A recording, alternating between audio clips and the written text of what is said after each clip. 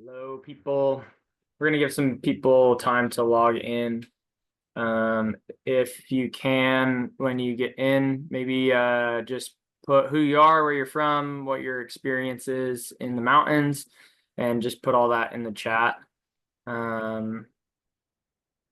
Eventually get to know each other.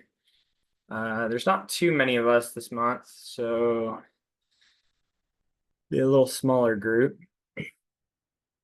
But yeah, we'll give it a little bit of time in case other people want to log in.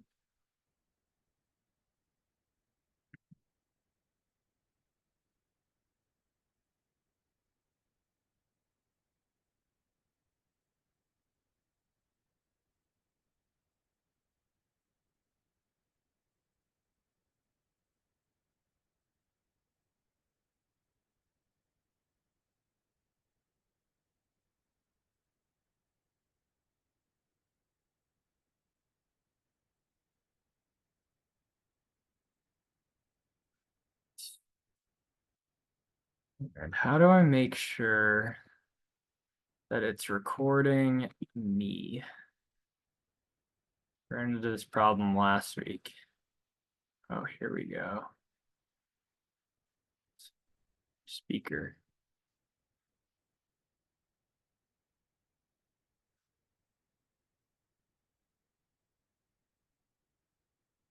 Okay, I think that's gonna work.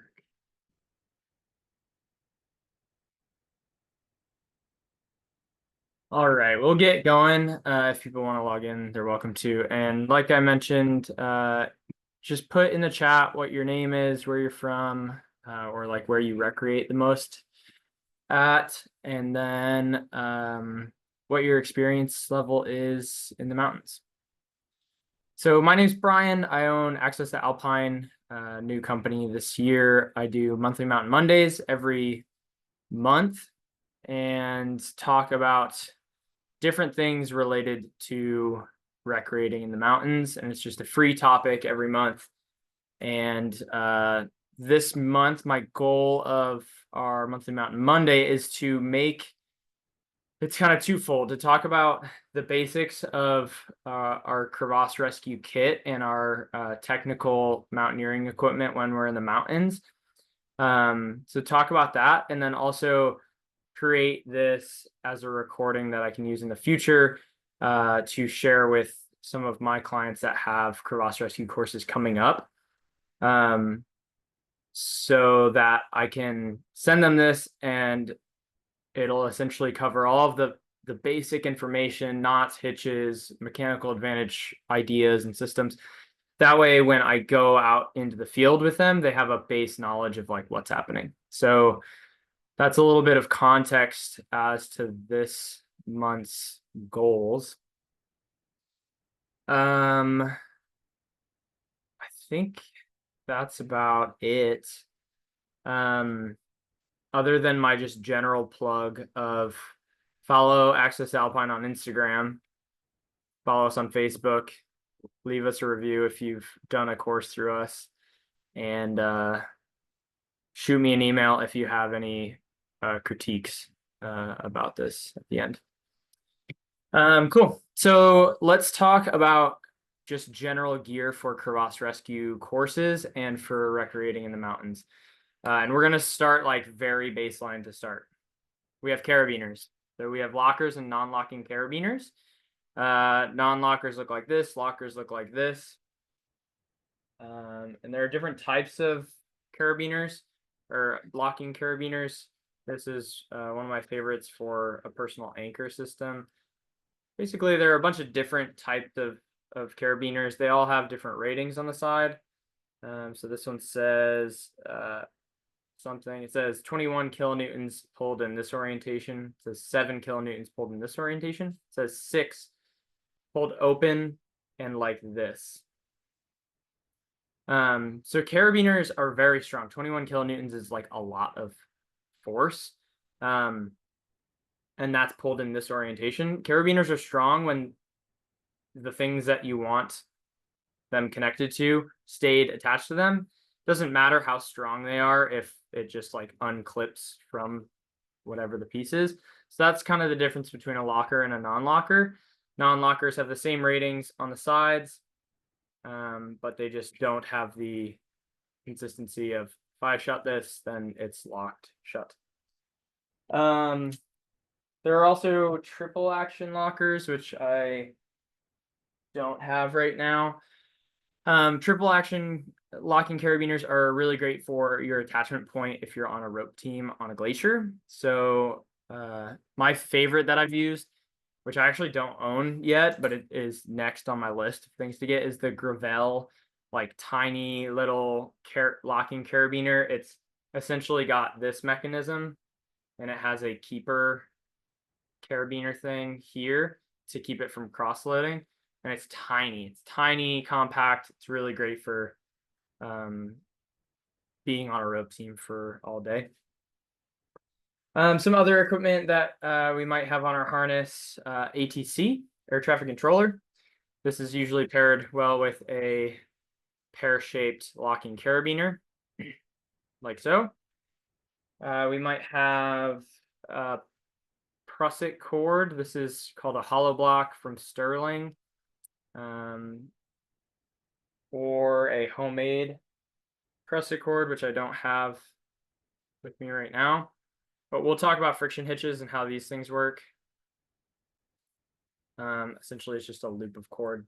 We'll talk about that. Slings are useful. So this is a double length and a triple length sling.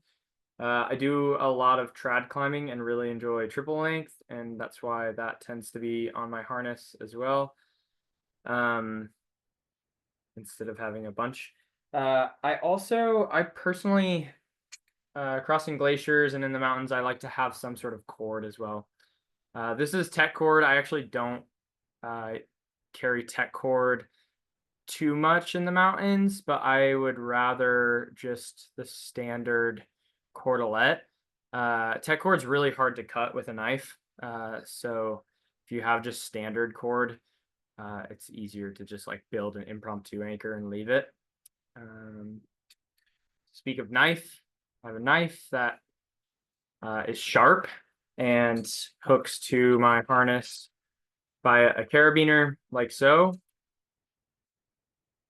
I have a tie block and a pulley. These, I would say, are certainly optional. This is one of the first things I leave and replace with a prusik if I want to be lighter. But that is how I rack that. And then last thing we'll talk about in this is a micro traction. If you spend a lot of time on glaciers, I highly recommend just owning a micro traction or a nano traction or a mini traction or some sort of mechanical progress capture device, because this is significantly easier than using a couple prusiks and a ATC. So this is a micro traction. The way this works also is you open it up, rope goes in here, and then the micro traction has a little button on the top. So you click that, and then this thing will shut on the rope, and then you close it up.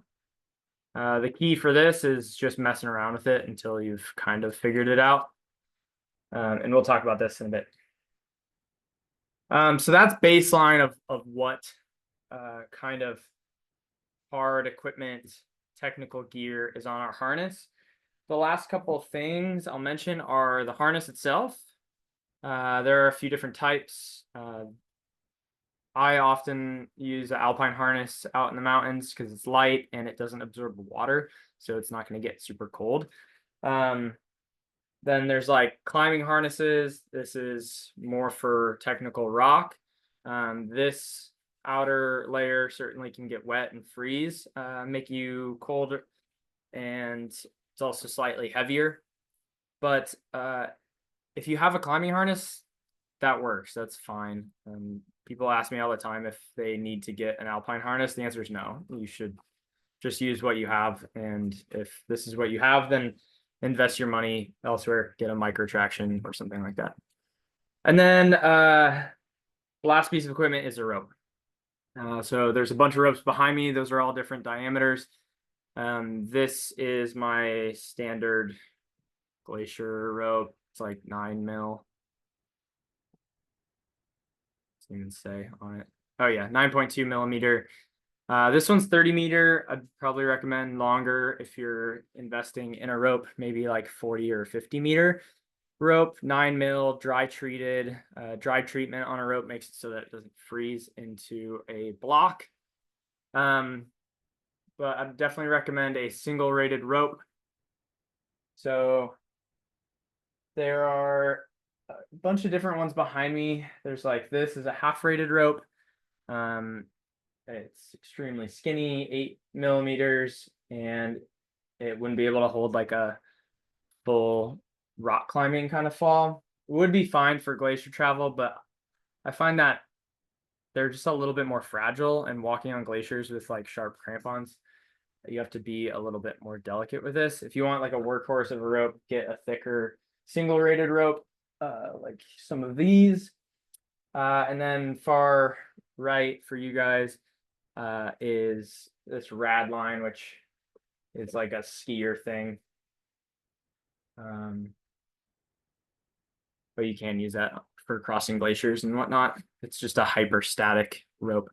For rope, regardless of what kind of rope you have, practicing your crevasse rescue techniques with that particular rope will be essential. So if you're crossing a glacier with this rope, okay, that's great. Like, let's practice with this 30-meter rope and let's go to a park and practice our systems there. 30 meters will be a little bit short, so you might run into issues there, but the key is practicing it on the ground before you get into the mountains, fall into a crevasse, and then realize it's too short. If you have a rad line, if you're big into skiing, practice with that.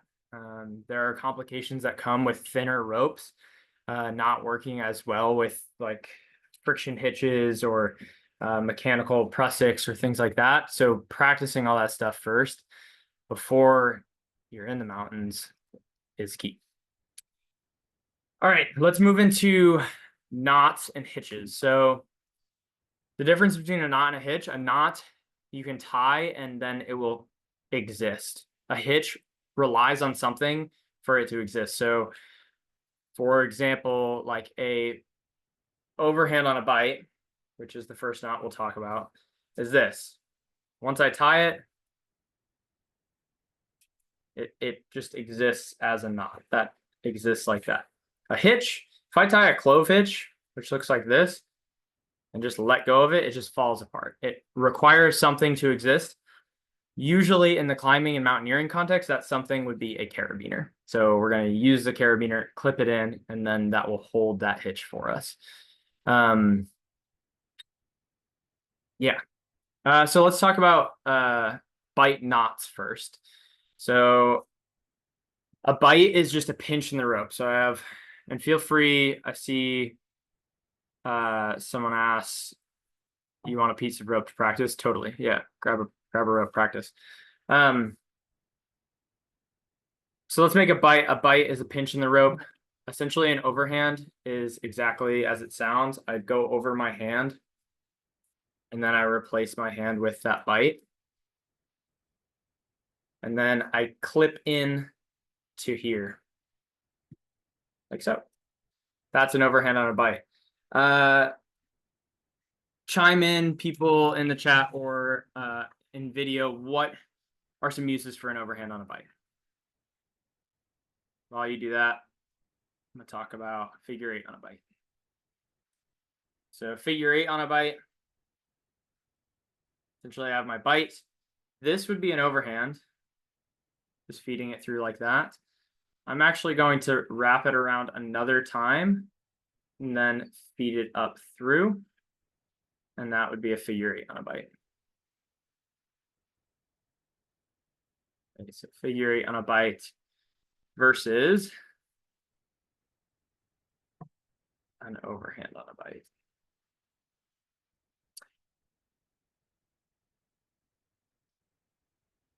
This is an overhand. This is a figure eight.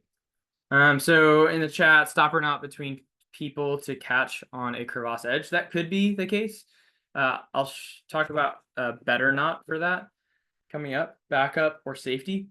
For sure, you could tie like a overhand on a bite behind a device, and then this would bind into that device and basically stop the rope from going through.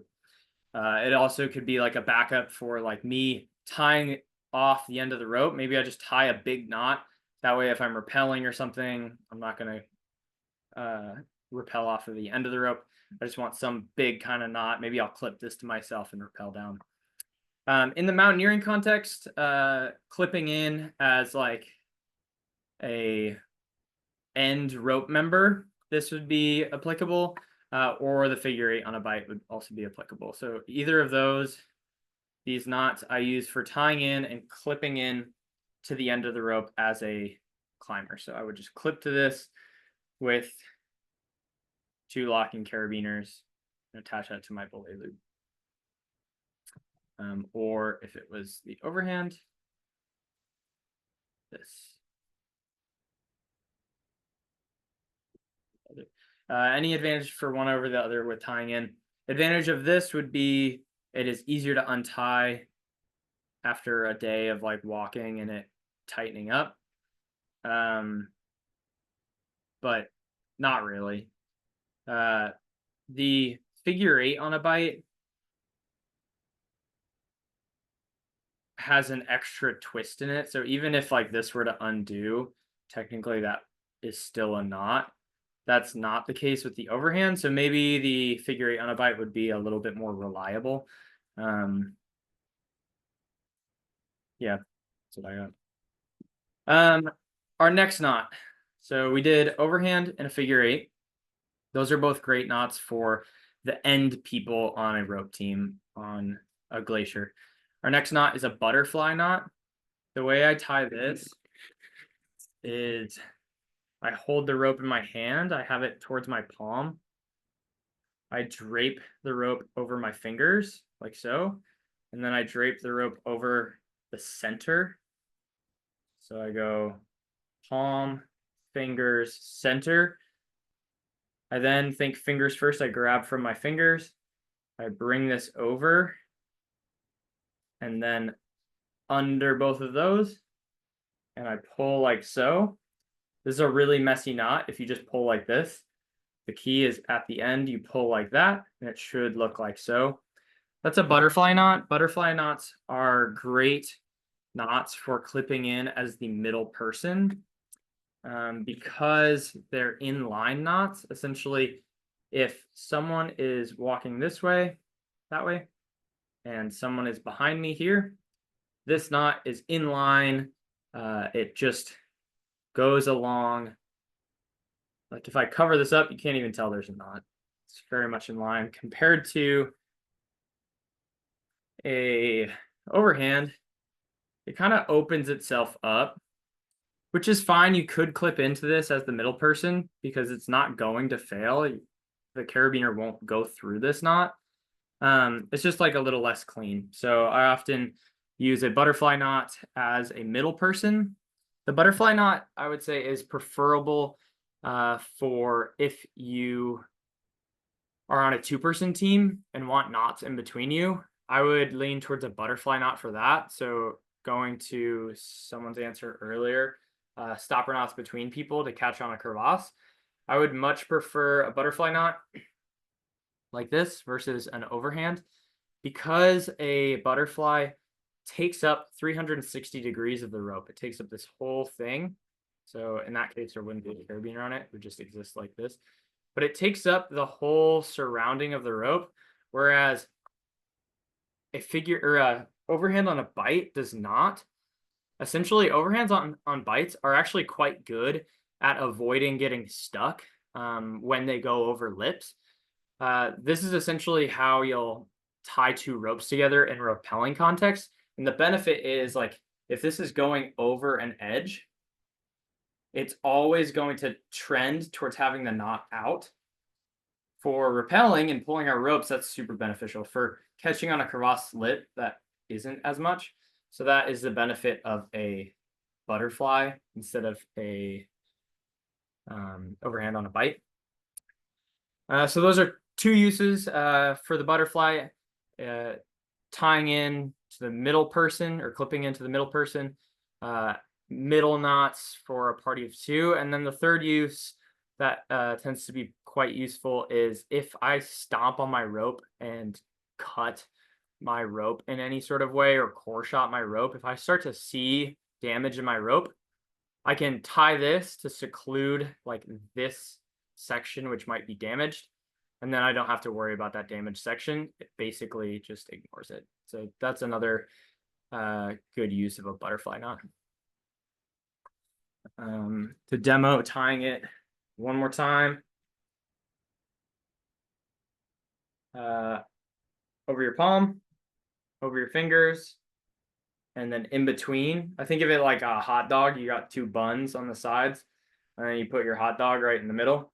Then you grab from your fingers, around, through, like so. And then you pull like that.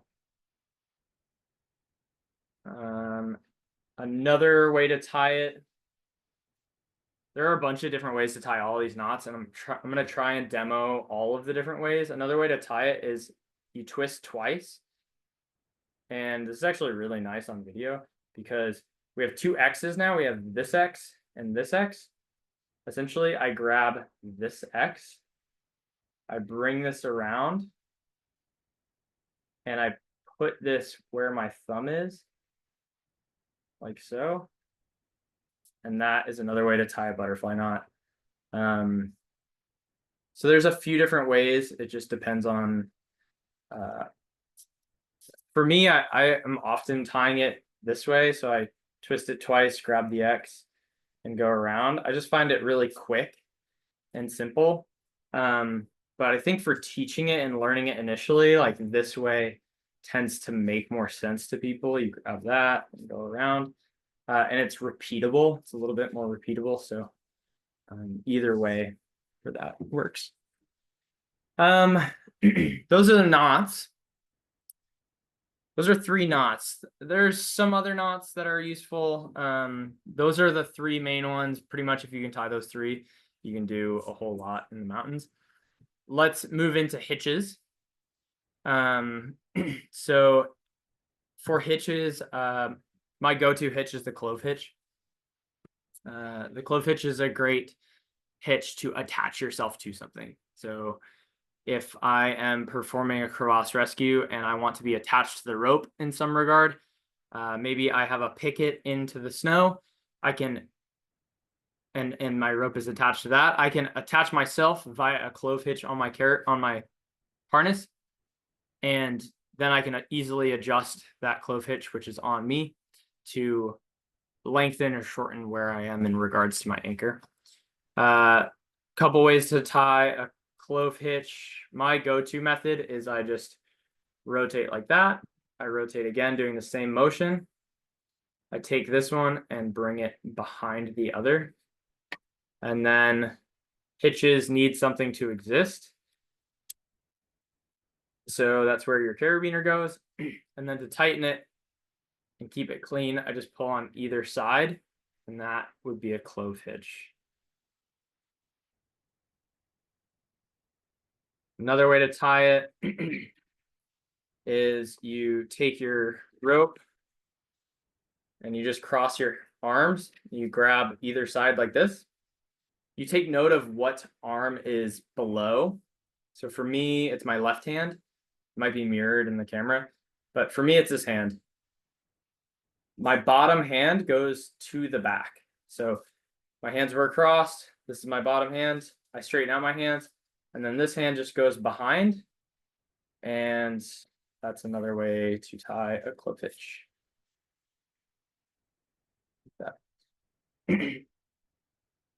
A great thing to practice is adjusting a clove hitch.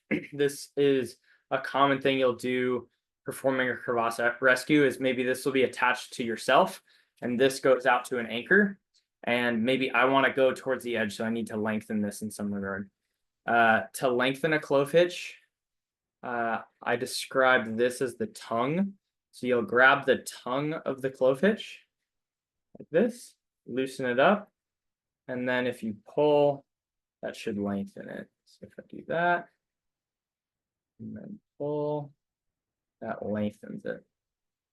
Or if I want to shorten it, I do the same thing. I pull the tongue and then I pull the side that I want shorter. But either way, messing around with this and adjusting it and figuring out how these things work is going to be super beneficial for when you go and learn crevasse rescue in the future. Having this dialed is quite nice. That way you can focus on more advanced concepts. So that's a clove hitch. The last way I like tying a clove hitch is called the handshake method, which I actually have been using a decent amount on crevasse rescue courses lately. Essentially, I take my rope. I could clip it in just like this. Let's say I'm attached to this. I could clip it in just like that. I'm not going to. I'm going to act like I am, but I'm going to add a half twist so that it's like that. Then I grab this strand and I do the same motion. So I take this. I could clip it in. I'm not going to. I'm going to add a half twist. So like this. And then I clip it in, and then you get a clove hitch. This is called the handshake clove. There's lots of resources on the internet about this because everyone on Instagram really likes it. So again, go like that. And like that. That's a handshake clove. That's quite a useful tool to be able to do when clipping things to an anchor essentially is the most useful way of tying a clove in that regard. Okay, that's a clove. Uses for a clove, we touched on it, talked about some things, but really just attaching yourself to a rope and having it be adjustable. That's the key. If I tie a overhand on a bite, that's great. I can clip to it in that regard, but it's very tough to adjust where I'm at on the rope compared to if I were to attach via a clove hitch. So if I attach via a clove hitch, I can easily adjust where I'm at. So maybe it's a personal attachment to the rope. I add a clove hitch, I can easily adjust it. Maybe it's I want to add a clove hitch to use it creating my mechanical advantage system, but I need to adjust it all the time. That would be an application for a clove hitch versus an overhand on a bite. Yeah, the key is adjustability. Should a clove hitch be avoided for attaching to an anchor with a short tail, nothing on the other side of the carabiner?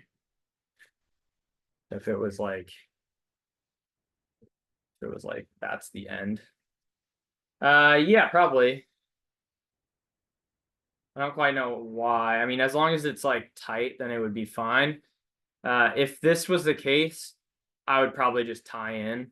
That way it would fully close the system and I wouldn't have to really worry about it. Realistically, if this was the case, if I just attached to the end of the rope, that would make me feel a little bit better and it would give me less to think about. I wouldn't have to be concerned about that, right? Like this. And then if I wanted adjustability, maybe I like walk closer to my anchor or something. Okay, well, maybe this is where I'll add my clove hitch now. And now I can keep some adjustability. And if I want like to go back out, then I can just drop this clove and walk all the way out. And I'm still connected to this. I'm still like managing the end of the rope. Yeah, I think my biggest concern with that would be just like management of the end of the rope. So it would suck to go off the rope. Let's talk about munter hitch a bit, but let's not focus too much on it. So a munter hitch is a great hitch for an improvised belay device. I feel like it's often overused in crevasse rescue contexts, but I'll talk about it just because it's a good one to learn and it fits in nicely with the clove hitch because they're so closely related. So I taught a clove hitch earlier. I went like this and like this, right? And then I put this side behind this side and that created a clove hitch. If I do that same thing here and here, but instead of bringing them over like this, I close it like a book, like so, and then put my carabiner into this, that would be a munter hitch. So a munter hitch lets the rope feed through like this. And if I pull it the other direction, it rolls over and then lets the rope feed through the other way, like that. The benefit of a munter hitch, or the usages of a munter hitch, would be pretty much in belaying context. You can do what's called a mule overhand. So if you look up munter mule overhand, you can like really dive down a deep rabbit hole. But the easiest use for it is belaying. So if this is connected to me and I'm belaying someone out, I just hold this strand and I can feed out rope. And if they were to fall, then I have them here. Essentially, this creates a bunch of friction and it doesn't let the rope slide through if I'm holding onto this strand. So that's a munter hitch. I'll tie it one more time. I often don't find myself using this at all on crevasse rescue. In regards to like rock rescue, I use munter hitches all the time. Like this is key for rock rescue and for like tying off someone who's injured or something like that. The base of it is a munter hitch. And I did a monthly Mountain Monday about rock rescue, where we like promptly dove into like a lot of technical aspects of rescue. But we talk about munter hitch a lot. We talk about munter and the mule and the overhand and the uses of that a lot. So that's a munter. Those are the two classic hitches using the rope that we use. Now let's talk about friction hitches. So a friction hitch is essentially, well, it's an extremely useful thing in crevasse rescue. It's a way I can grab onto this rope without just using my bare hands. So it's a way to grab onto the rope using something. In this case, we use what's called a third hand or a friction hitch. This is a hollow block. There are a bunch of different names for this, a Prusik loop. Essentially, it's just a piece of cord. This is like a manufactured one by Sterling. But there's a bunch of names for it, and they're super useful. So let's talk about a Prusik hitch first. Essentially, I take this loop, and I just wrap it around my rope. I'm going to try and keep this somewhat tight. So I wrap it around my rope. I wrap it again around my rope. And I wrap it one more time. Usually 3 tends to work. And then I make sure it's nice and clean. So this is a Prusik. This is the classic first friction hitch that people learn. And it's quite useful. Looks like that. Prusik hitch. The way it works. Hey, Ty. Hey. I'm doing a monthly Mountain Monday. Nice. We're talking about Prusik hitches right now. Excellent. Love them. Love them. And the way it operates essentially is I can clip a carabiner to this. And now, again, instead of grabbing this rope, I can grab onto this carabiner and this Prusik grabs the rope for me. All right. This is the foundation for most of our crevasse rescue systems. Because for crevasse rescue, we need to grab the rope somehow. We need to grab it to then like bring our load strand back and like clip it through here to make a mechanical advantage system. So tying these is essential. The faster you can tie these, the better your rescue is going to be. Quicker it's going to happen. I'll demo this one more time. Essentially, I have my loop here. I loop this through, and each time I feed it through, I'm feeding the end with the hard thing. In this case, this is called a bar tack. For homemade ones, it would be like 2 knots that are butting up against each other. There, and 3. Loop it around. Boom. So that is a Prusik. Making sure it's neat all friction hitches, the neater they are, the better they will operate, like this. And then I clip here, and this would be the strand that I would clip to. One last thing, this is like a pretty long prusik, and sometimes the homemade ones can be long too. Easy way to shorten them is just tie a knot. This is a overhand on a bite. And then I can just clip like right behind the knot. And now it's super close. And I'm not losing a bunch of progress by clipping all the way at the end. Where do you want to splice? Where do you want the splice to end up? Just not the prusik. Not the prusik. Carabiner is. Yeah. Or can you clip right on the splice? So yeah, where should this end up? I try and have it, this is like textbook where you want it. Like off of center, just barely. It's on one of these legs, and it's like the most out of the way it can be. It's not in here. This bar tack is not, it's also not like this. So my carabiner isn't just like clipped on it. So that's weird. This is textbook. We want it like that. So when you're practicing, try and have it secluded just barely on the one side, either this side or that side, whatever. So that's a prusik. Let's talk about a couple more friction hitches. I will say the prusik hitch for crevasse rescue is the go-to. That's what I use pretty much all the time. You don't really need to learn any other friction hitches. That being said, let's talk about some others. So this one, it's called the auto block. Essentially, I just wrap it around a bunch of times. And then I will clip these two together. And that's it. That's a way to grab the rope. It's very quick. You're not feeding anything through anything.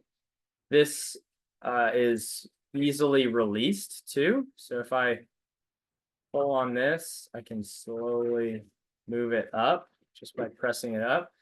The huge use for an auto block would be a third hand when rappelling. So it's a backup for your hand holding the brake strand of a rappel system. Not often used for a rescue situation because it's less reliable. A prusik, you put that thing on, it's always going to grab relatively. It's going to grab pretty reliably. That's not necessarily the case. Like as soon as it like gets a little sloppy, then that thing just slides around, right? So in a third hand context, my hand is here this whole time, like making sure it's neat. It's right in front of me, and it's easy to manage and like push up. In a rescue context, maybe I'm like adding this thing to then go to a different area just briefly. So I want to make sure this is reliable. That's where a prusik would be a little bit more handy. And then our last friction hitch is called a Kleinheist. Essentially, it starts the same as an auto block. Go like this.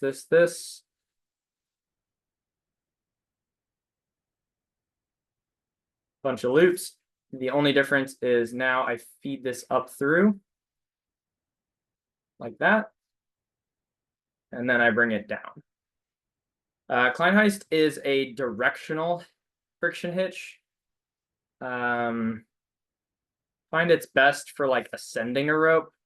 Oh, it is not biting at all on this rope right now. And one note, so like it's not biting quite reliably on this rope.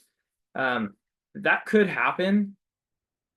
What you can do is just add another loop and then try that. Maybe that'll help. Yeah, like in this case, that helps a lot. So adding more loops makes it bite more.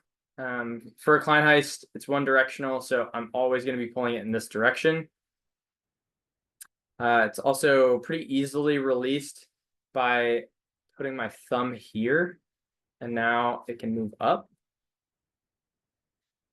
And then this is where my carabiner would be.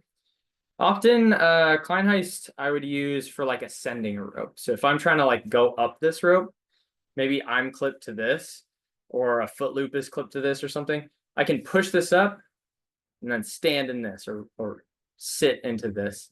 And then to like keep going, I can undo this with my thumb, push it up, and then sit back into it. That kind of thing. Any situations when a prusik should not be used, opting for a different friction hitch method. Pretty much just repelling is the only thing I can think of. Repelling, use an auto block. In regards to rescue, you can just do a prusik for pretty much everything. Prusiks are amazing. Does the friction hitch cord need to be smaller diameter than the rope you attach to, or can it be the same? It does need to be smaller. So, or you're just gonna have to wrap it like 1,000 times. That's a good note for like if you have a rad line, like this thing is 6 millimeters. That is tiny. Like this hollow block is like the same size of it. It would work on here. It would just require a lot of wraps. So that's like good to know. Sometimes like ski mountaineer people, if they are using prusiks, they'll get like these special like tiny thin cord prusiks that'll work on the rad line. But yeah, it needs to be a thinner diameter to work reliably. For each of those friction hitches, there's the auto block, the prusik, and the Kleinheist. They all have different grabbing power. The auto block is the least grabby of them all. So if I had a rad line and I was trying to use that and I had just this, then maybe I just wouldn't choose an auto block as my preferred friction hitch on that rope because I would need as much biting power as possible. So a prusik has a lot of biting power. You wrap up prusik like 4 times and yank on it. That tends to work. I mean, even if I was using a rad line, wrap it like 5 times. Like wrap it as much as you can. And then it'll be this like massive hitch on that little rope. But it'll be more likely to bite. I think the key for all of that is practicing with the equipment that you have. So if you do have a rad line, like find a friction hitch that's going to work on that, or find a mechanical device that's going to work on your rope. Yeah, but yeah, it should be smaller if it'll work reliably. Okay, let's talk about progress capture. So I keep mentioning progress capture. What is a progress capture? Feel free to chime in the chat or unmute yourself. Talk about like what is the idea of a progress capture? Kind of in the name, so it's a gimme.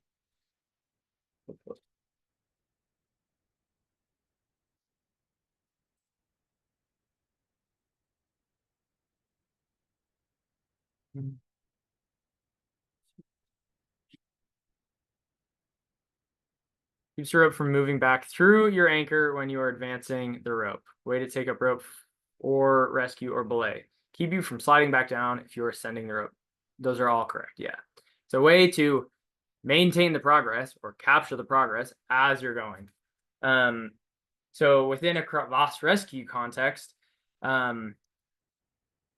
I make this big mechanical advantage system. Maybe I just make a simple one. I make a 2-to-1 mechanical advantage system. And I'm pulling my person out of the hole. If I don't have a progress capture, then I'm going to pull. And then as soon as I let go, they're just going to go back into the hole. And I'm going to lose all of that progress. So progress capture, basically I pull. And then that progress capture engages, or maybe it engages that whole time. That way, when I release, I don't lose that progress. They stay at the same point. I'm only getting them out of that hole. They're not going back in. So it's quite essential. We'll talk about this mechanical progress capture first. This is a micro traction. This is, like I said, if you're going to travel on glaciated terrain at all, just get a micro traction. The micro traction has 3 steps in order to get it working. Basically, you open it up, you put the rope in, you put this thing down. But the 3 steps come in the sense where you rig this thing up, you clip it to your anchor. That's the first step. You rig it, you test it, and then you realize you have it the wrong way, and then you undo it and have it the correct way. So those are my 3 steps that I normally do. So I do this, I'm like, okay, maybe this is my person, and I realize like, oh, this is actually on backwards. Okay, then I undo it. This is the second step, and then I flip it, and that's the third step. Now when I pull here, the rope goes through, and then this is my person. It doesn't move, it captures the progress. These teeth engage into the rope and then bring the cam down so that it actually holds the rope. So this is the easiest progress capture you can have, microtraction. Petzl really should sponsor me. Essentially, again, lets the rope through, doesn't let the rope through. Lets the rope through, doesn't let the rope through. That is the simplest one. So if you have one of these, mess around with it, open it up, see how it works, see how this thing opens and then closes, and mess with it until you think you have it, and then always double check it. I pretty much always put it the wrong way. Another way to do a progress capture. Let's go back to, let's make a prusik real quick. So I'm gonna go like this, this, and this, and it's super messy.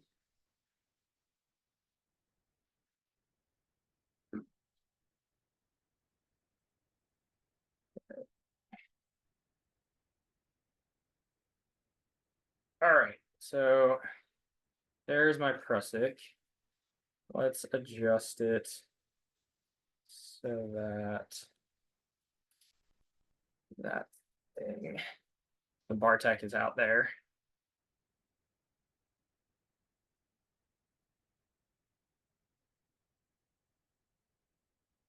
Okay, and then let's take this and tie that so that it's nice and close. And I'm going to grab this. So another way to create a progress capture is with a prusik and an ATC. Essentially, I have my prusik on the rope, put my ATC in it like so, and then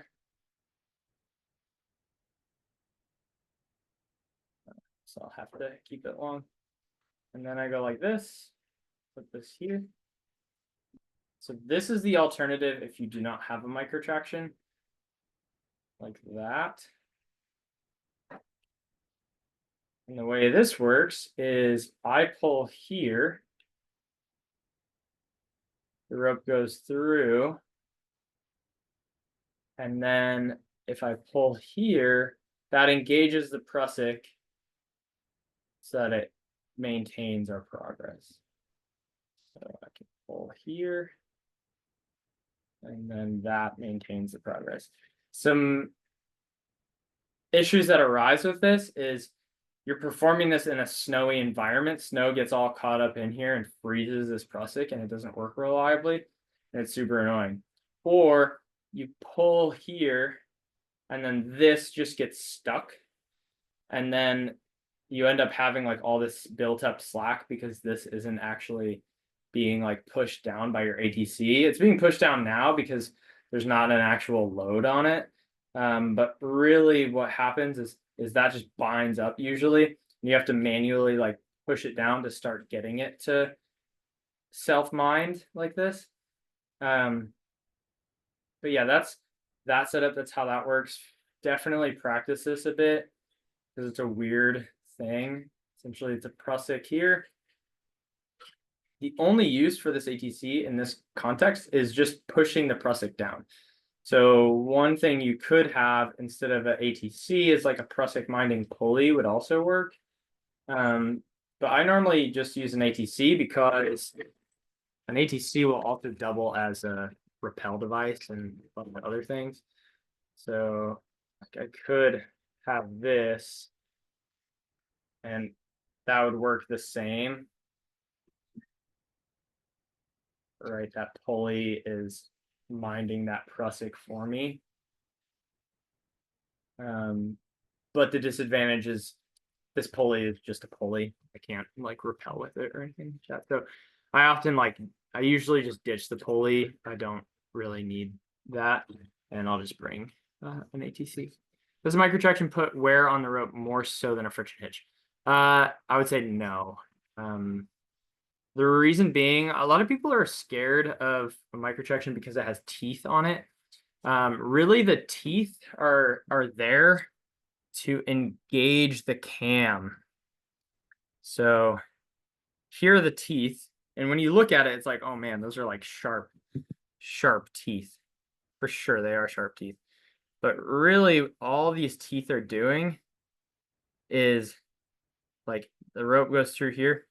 What the teeth are doing is just engaging this thing enough that it pinches down on the rope. Yeah, so I find that the microtraction doesn't actually wear ropes that much. Probably similar. Well, yeah, I would say I wouldn't be too worried about it. Yeah, that's how those teeth are. The next topic is tractors. This is essentially, so we've made a progress capture, either using a microtraction or an ATC. The next topic is tractors. Essentially, a tractor is a way to create mechanical advantage. It's a way to reverse the direction of the rope and grab onto the rope in some way.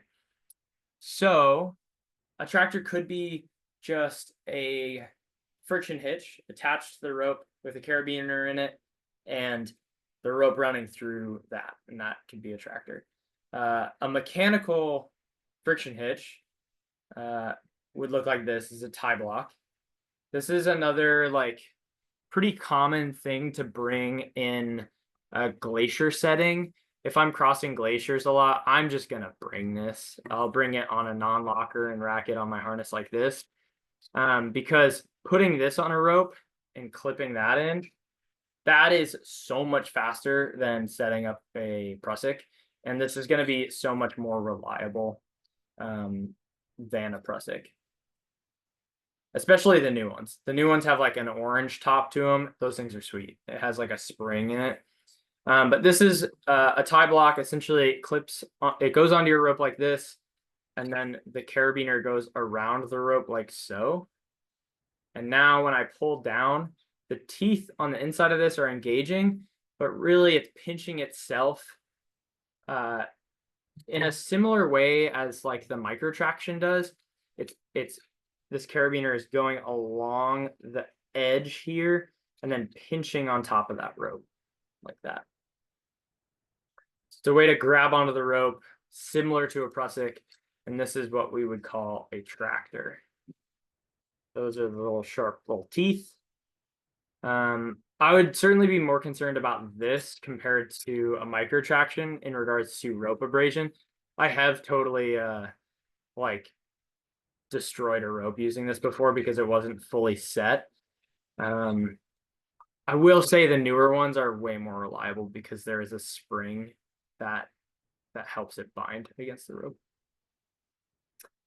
So that's a tie block and that's a tractor. So a tractor probably doesn't make sense yet. Let's our last topic is mechanical advantage systems and just like how those work in general. So there are three types of mechanical advantage systems. There's simple, there's complex, and there's compound. So a simple system would be, let's do this. Let's do there.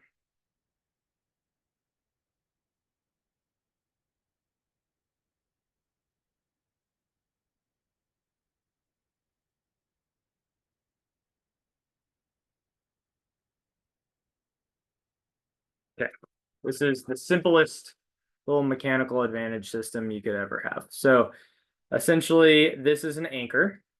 So in snow, it would be a couple pickets or maybe someone in self-arrest or something like that.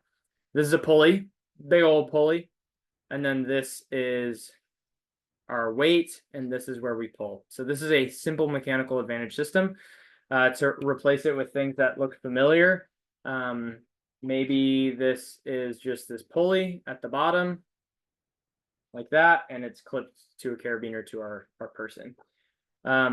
If we pull on this, that's great. We're pulling this person up. This is called a 2-to-1. Essentially, this anchor would be holding 50 pounds, and we would be holding 50 pounds.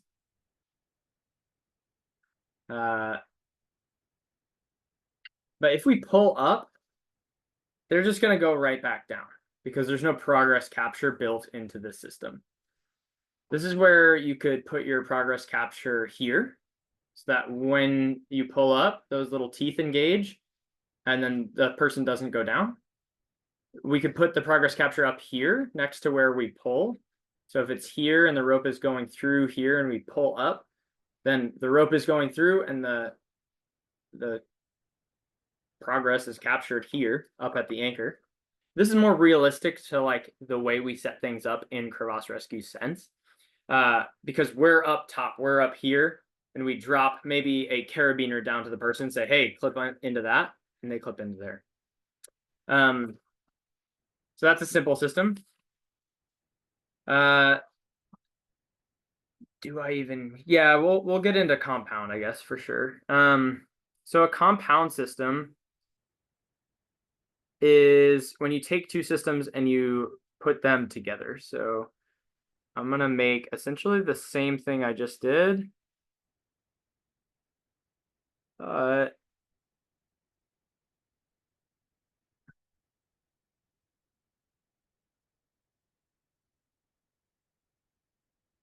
Make another.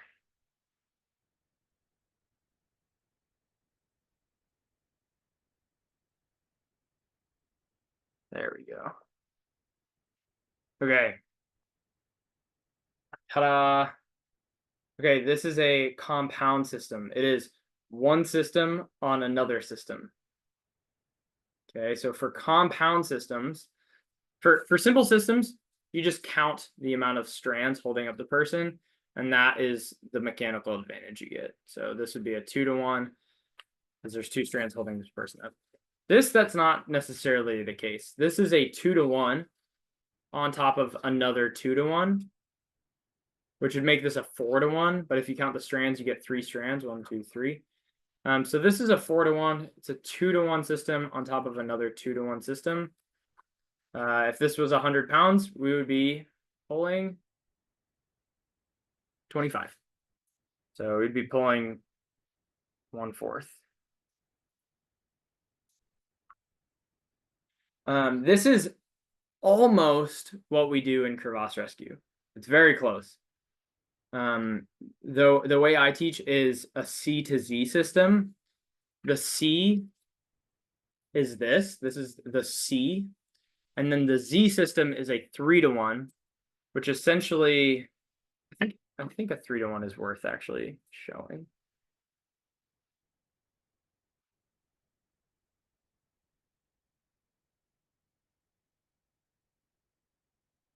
Set up a 3-to-1. And then we'll wrap up with final thoughts.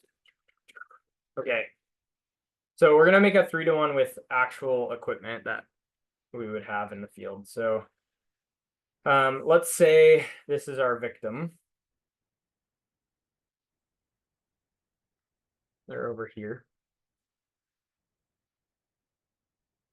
That's our victim. This is our anchor. I'm gonna clip this to it. And then,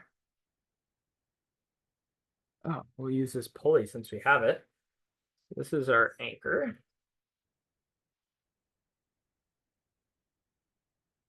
Micro traction. And then I put my tie block here, clip that around the rope, put my pulley in if you got it, or just clip your rope to the carabiner. And that would be a 3-to-1. And this is a pretty useful thing to just try and conceptualize before going into a crevasse rescue course, because essentially what I often teach is a C to Z, so it's a 2-to-1 with a 3-to-1 on top of it. And that's how I often pull people out. You can pull someone out with a 3-to-1. You're just going to have to pull a lot harder, and you would have to drop this end of the rope to them. But yeah, that's what a 3-to-1 looks like. Now, if I were to pull, essentially I pull on this, and I would be pulling 1/3 of that weight. And then to reset, I push this tie block up, make sure it engages, and then I pull down again. That's a 3-to-1. And I guess how we have this here, what I could do is this is the full setup. This is a 2-to-1, or this is a 3-to-1 on top of a 2-to-1. So this would be out of frame, out of frame. Okay, there we go. So this would be my victim. Gold is the victim. This is my 3-to-1. And that 3-to-1 right here is built on a 2-to-1. So I go like this. And then I reset. Bring this up. And I do it again. And I reset by bringing that up. And then I do it again. So that would be a 6-to-1.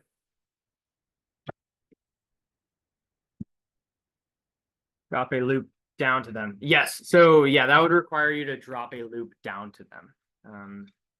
Because this gold, that's all messed up now, but this gold thing would be the loop that you drop down to them.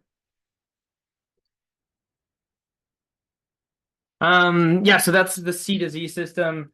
I highly recommend looking up, if you Google C to Z AMGA video or like outdoor research or something, there's one like really good C to Z video on the internet that's well worth watching. But yeah, that's kind of all I got in regards to like a intro of things to practice to set you up for a crevasse rescue course. If you practice all those things, I mean, if you practice all those things, you'll be like ready to like jump into a crevasse and like actually practice, or like put all the things into practice. To wrap up, look at my notes. Drew all over my notes. That's it. Thanks for coming, guys. If anyone has any questions, feel free to unmute or put it in the chat. I'm gonna post this video on YouTube, so if you want to rewatch it, feel free. And thanks for joining me. Thanks, Brian. Anytime. Yeah, thanks a lot. Looking forward to meeting you guys this weekend. Psyched. Yeah. All right. All right. Take care, y'all.